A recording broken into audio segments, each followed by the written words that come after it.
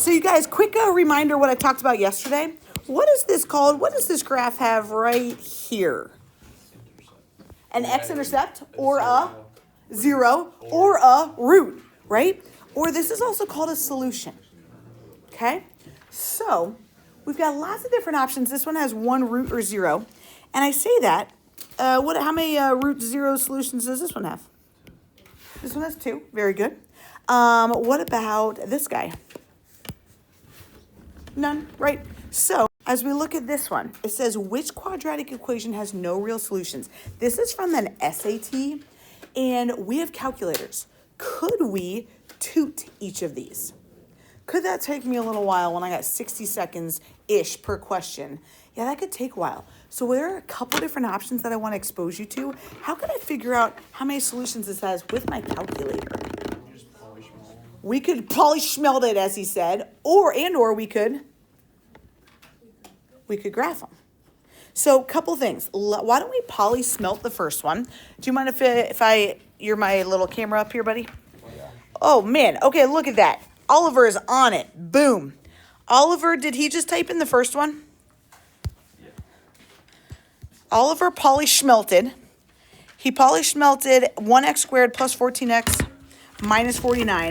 And Oliver, would you agree that this gave you two answers? Yes. Right? This gave you two x values. This one said, hey, which one has no solutions? So guys, A's got two solutions. And what that means is that graph, if Lily were to have graphed this, the graph of this is going to cross through twice. So that doesn't have no solutions. It's up to you. Which one's easier, polysmelt or graphing? I don't know.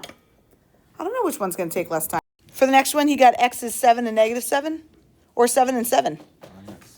Great, perfect. X is 7, so that has one solution. Okay, what about C? That's D. Oh, that's good, that's good. C, what does C get us? Two solutions again? And then D. Oh, snap, how did you get that?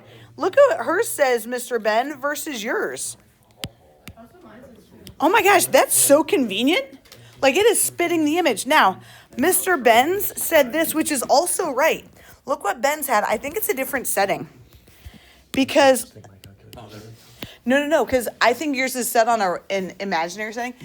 These two came up with I's. So this has imaginary roots, not, look what you noticed that they said. Real roots, imaginary being I. Yours also did that. If I graph 5x squared, boop, boop, boop, boop, boop. 5x squared minus 14x plus 49. What's that going to look like? Does it look like it's crossing that x-axis? No. So that's going to be no real solution. Sound good? Here we go. 17. How many distinct real solutions does this equation have? How did you solve this one, y'all? Esther? She's like, if I got to get x by itself, I got to square root it.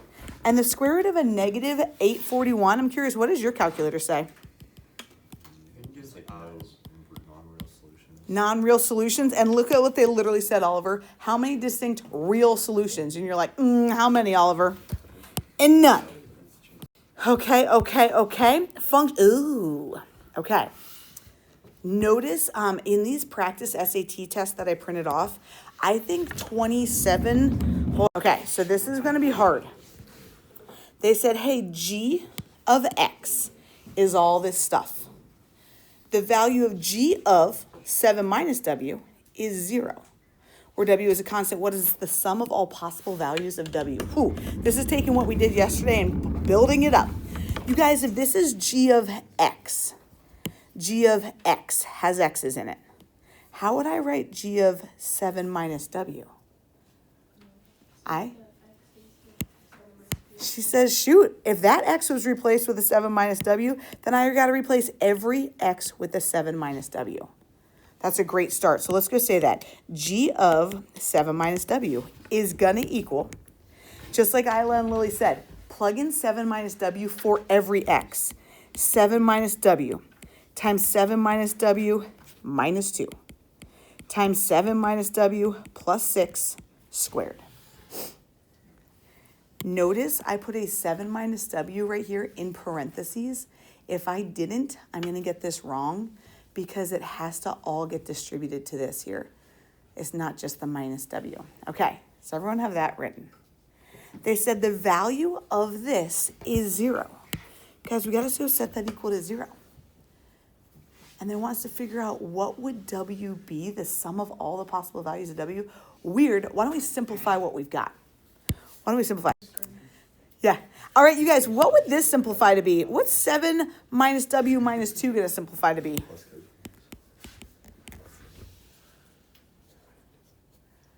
Seven minus W minus 2?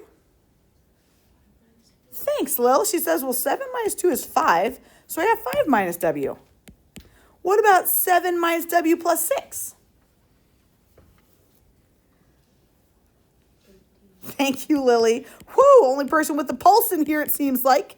Okay, so you guys, we simplified this. Do you see how Lily did that for all of us? She combined some like terms. 7 minus 2 is 5. 7 plus 6 is 13. You guys, for this to be equal to 0, this is just like our factoring, that they've already factored it for us. When is this going to equal 0? When W is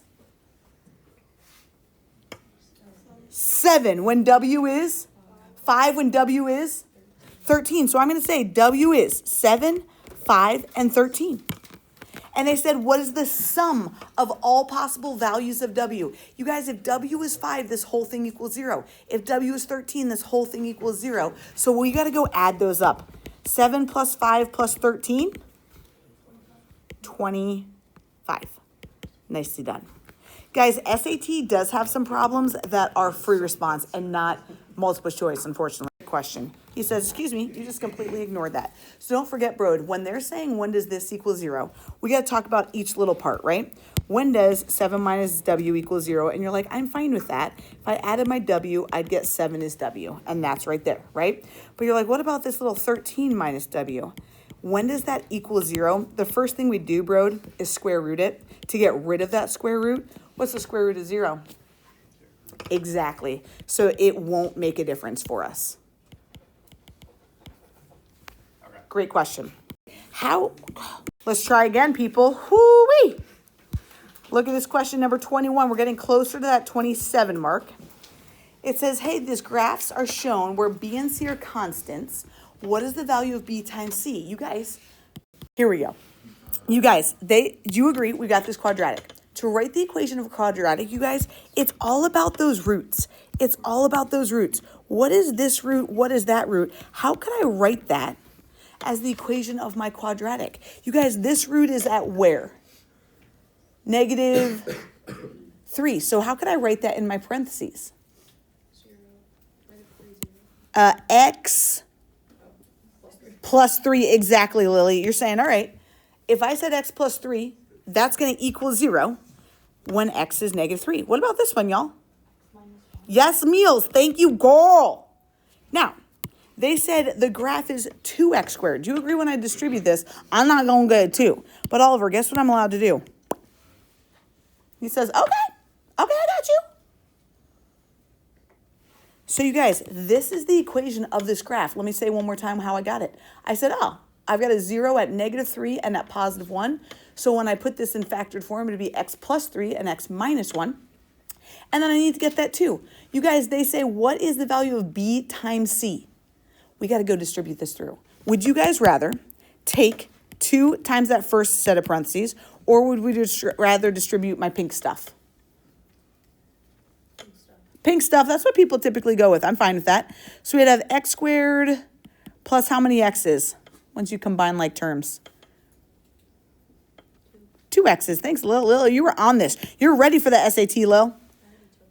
She says, been there, done that. Okay, you guys, we got to go distribute that too. What's 2 times all this stuff going to get me? 2x squared, thank you, plus 4x minus. Great, you guys. They said it's in the equation, the form of 2x squared, got it, plus bx plus c. What's my b and my c? 4 and, yeah, c is -6. They want what's b times c. What's b times c going to get me? -24. Did our calculator help us at all on that question? Not really, you know what I mean? So a lot of times we have a calculator, but it's not going to help us. Let's try one more. One last one. Question 21. The function is given here where t is a constant. Constant is just a number. In the xy plane, the graph of g passes through the point 24, 0. 24, 0. What's x and what's y here? Right, which one's x? Thanks. My x is 24 and my y is 0. They want to know what is g of 0, y'all. G of 0. Any ideas? He said, nope. Well, don't we have one root? We do? Yeah, it's what, like, x minus 24 would be, or, like, I don't know what to do, but I know that we have a root. Okay, you're solution. exactly right. So as Brody said, he says, isn't 24 a 0? You're exactly right. How could do you agree this 0 is already negative 14? How could I make this have a 0 of 24? Can you just put 24 in? Yes. For which variable do we think? Well, it says t is a constant. Oh, yeah. Did I put it in for t? I did. Yeah, you guys are so smart. Okay, you guys, we got x plus 14. And then you're saying we got 24 minus x. Is that right? Would that get us a 0 at 24? Yeah. When does 24 minus x equal 0? Add that x over, and I get 24 as x. And that's exactly what they got right there. That's great. And they said this, so now they want to know what is g of 0. This right here is g of x. Let's go find g of 0. G of 0 is just plugging in zeros for every x, y'all. What would we get here? 14. What are we going to get here? 24. You guys, they want what's g of 0? We got to go type that in our calculator now. What is 14 times 24? 336. Say that again? 336. 336. That's your answer.